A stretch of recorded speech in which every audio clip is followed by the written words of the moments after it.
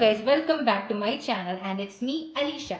So നമ്മുടെ ഇന്നത്തെ വീഡിയോയിൽ നമ്മൾ കാണാൻ പോകുന്നത് ഒരു നല്ല മട്ടൻ കറി ഉണ്ടാക്കിയാലോ.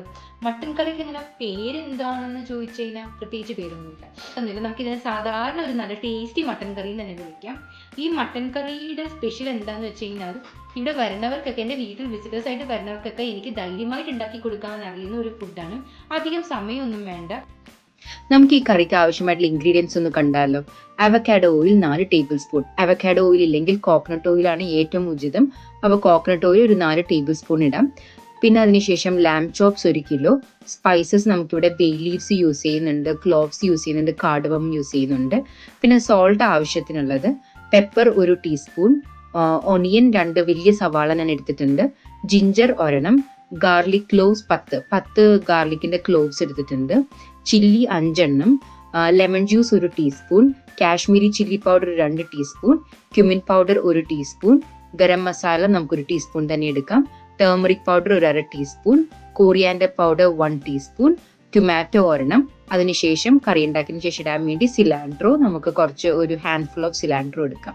സോ ഇതൊക്കെയാണ് നമുക്ക് ആവശ്യമായിട്ടുള്ള ഇൻഗ്രീഡിയൻസ്. എണ്ണ ചൂടായതിനു ശേഷം നമുക്കിതിലോട്ട് കുറച്ച് സ്പൈസസ് ഇടാം. അപ്പോൾ ലാം ചോപ്സ് നല്ലോണം കഴുകി വൃത്തിയാക്കിയതിന് ശേഷം നമ്മൾ നേരത്തെ കാണിച്ചില്ലേ ആ എണ്ണയിലിട്ടിട്ട്, സ്പൈസൊക്കെ ഇട്ട് എണ്ണയിലിട്ടിട്ട് ഇത് നല്ലവണ്ണം ഈ കളറ് മാറണ പോലെ ഞാൻ ജസ്റ്റ് ഒന്ന് ഫ്രൈ ചെയ്തെടുക്കും. പെപ്പർ ഇടുക, കല്ലുപ്പിടുക. കല്ലുപ്പിടണമെന്ന് നിർബന്ധമില്ല, നമുക്ക് സാധാരണ നമ്മുടെ ഉപ്പിട്ടാലും മതി.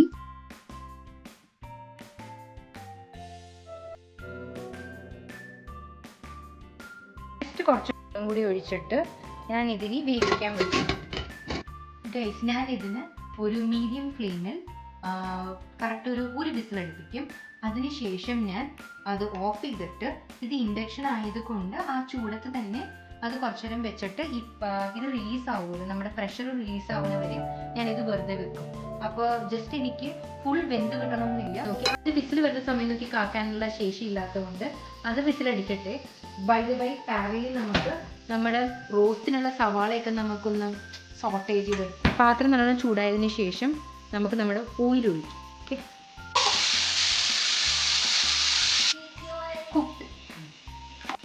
ഓഫ് ചെയ്തിട്ട് ഇനി ഇത് ഇവിടെ തന്നെ വെക്കട്ടെ. പ്രഷറെല്ലാം റിലീസ് ചെയ്തതിന് ശേഷം നമുക്കിത് എടുക്കാം. അവക്കാഡോ ഓയിൽ ഒരു 4 സ്പൂണെങ്കിലും ഒഴിക്കുക.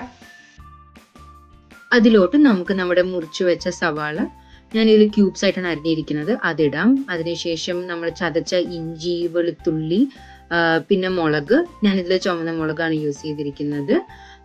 അത് ഇട്ടിട്ട് നല്ലോണം നമുക്കിത് വാട്ടാം. ഞാൻ കുറച്ച് ഓയിൽ മാത്രമേ യൂസ് ചെയ്യുന്നുള്ളൂ. അപ്പോൾ ഇത് ശരിക്കും വാട്ടി കിട്ടാൻ വേണ്ടി കുറച്ച് വെള്ളം കൂടി ആഡ് ചെയ്തിട്ടാണ് ഞാനിത് ചെയ്യുന്നത്. നമുക്ക് ഇതിനൊരു നല്ലൊരു ഗോൾഡൻ കളർ വരുന്നത് വരെ നമുക്ക് നല്ലോണം റോസ്റ്റ് ചെയ്തെടുക്കാം. ട്രാൻസ്പെറൻറ്റ് കളറൊക്കെ മാറി നല്ലൊരു ഗോൾഡൻ ബ്രൗൺ വന്നതിന് ശേഷം നമുക്കിതിലോട്ട് നമ്മളുടെ പൊടികൾ ഇട്ട് കൊടുക്കാം. ഞാൻ ഇതിൽ ഉപയോഗിച്ചിരിക്കുന്നത് കാശ്മീരി ചില്ലി പൗഡറാണ്, 2 ടീസ്പൂൺ ഇട്ടിട്ടുണ്ട്. എരിവിന് വേണ്ടി നിങ്ങൾക്ക് സാധാരണ മുളക് പൊടിയും ഉപയോഗിക്കാം. എനിക്ക് എരിവ് അധികം താല്പര്യം ഇല്ലാത്തത് കൊണ്ടാണ് കാശ്മീരി ചില്ലി പൗഡർ ഉപയോഗിക്കുന്നത്. ഇനി അതിലോട്ട് ഒരു 1/2 ടീസ്പൂൺ നമ്മളുടെ മഞ്ഞൾപ്പൊടി, പിന്നെ cumin powder, garam masala, coriander powder എന്നിങ്ങനെ പൊടികളൊക്കെ നമുക്ക് ഇട്ട് കൊടുക്കാം. ഞാൻ ഇൻഗ്രീഡിയൻസ് ലിസ്റ്റിൽ ഇതെല്ലാം മെൻഷൻ ചെയ്തിട്ടുണ്ട്.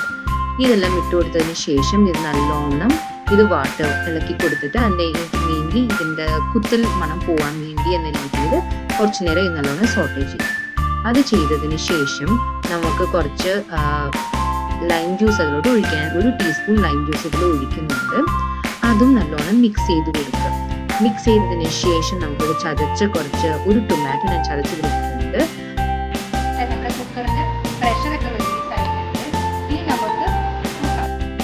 നമ്മുടെ മട്ടൺ പകുതി വെന്ത് കിട്ടിയിട്ടുണ്ട്. നമുക്കിതിൽ പകുതി വേവ് മാത്രമാണ് ആവശ്യം. അതിനുശേഷം ഇതിലോട്ട് നമ്മൾക്കിത് പ്രിപ്പയർ ചെയ്ത് വെച്ച മസാലയാണ്, ആ മസാല ഇതിലോട്ട് നമുക്ക് ഇട്ട് കൊടുക്കാം.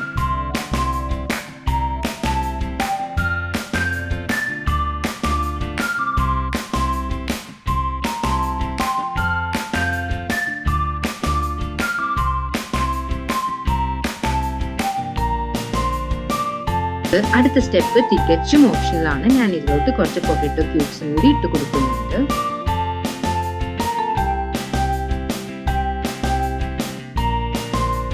ഒരു വിസിലടിച്ചാൽ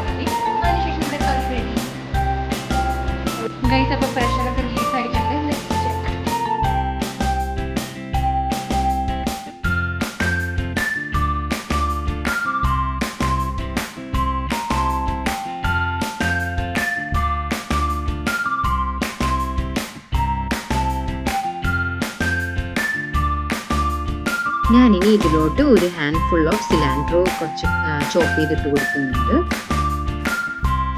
അങ്ങനെയാണ് നമ്മുടെ മട്ടൻ കറി റെഡിയായിരിക്കുന്നു. സോ ഇതാണ് നമ്മളിപ്പോൾ ഉണ്ടാക്കിയ നല്ല രുചികരവും എളുപ്പവുമായ mutton curry. Guys, if you have liked this video, please don't forget to subscribe to my channel, like my video and share my content. Until next video, bye. Signing off from Alicia.